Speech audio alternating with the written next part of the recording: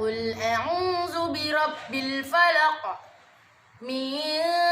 شر ما خلق ومن شر غاسق إذا وقب ومن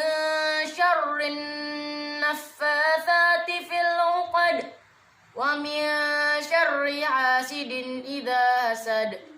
بسم الله الرحمن الرحيم تبت يدا أبي لهب وتب ما أغنى عنه ماله وما كسب سيصلى نارا ذات لهب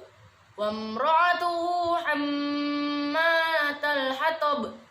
في جيدها حبل من مسد